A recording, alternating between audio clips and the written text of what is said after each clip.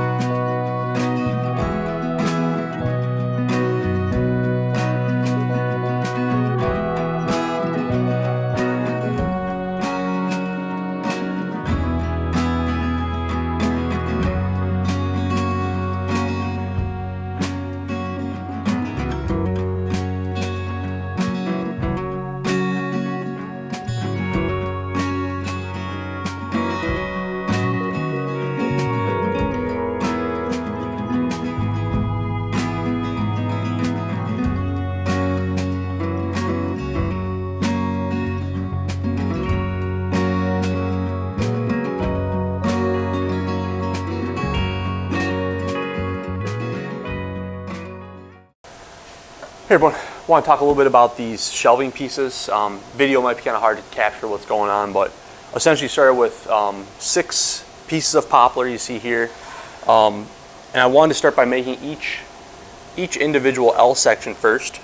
And so that was just gluing and screwing through the back into the lower shelf section here. So it sits like this. on top of the case. And then to join the L's together, you can see more pocket holes that I use to join each shelf to the shelf in front of it. And I use some spacers to help get my heights right.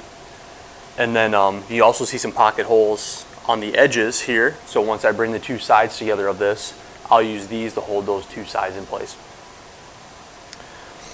And then the inch monster got me, and I had to add this little piece on the back because my shelf should have been, each of them should have been about a third of an inch longer to get me to the back of the case. Yeah, bad math on that one. So anyway, just wanted to give a brief little talk about that. And it just sits right on top of here, like such. And so it'll get some sides that have angles on them that run up here, and then it's going to get a face frame on the front, and then it should be ready for sand and paint. So here we go.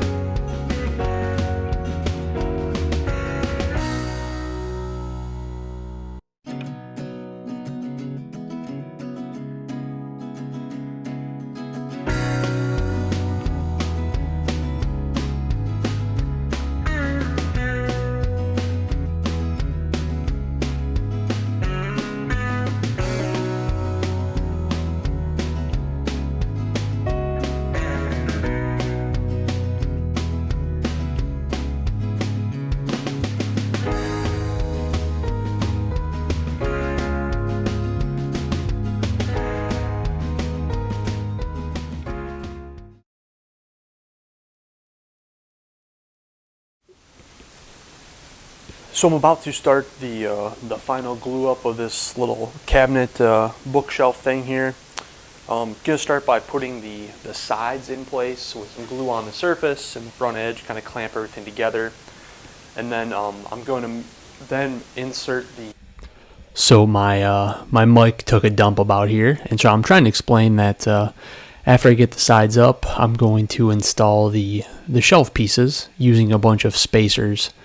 And those spacers I'll glue to the kind of base piece that you see here. I'll also glue it to the side panels, and then I'll glue the top and set the shelf piece on top of that. So everything's glued together, screwed together, nailed together, and then I'll use the pocket holes in the shelves to hold the sides into the shelf pieces.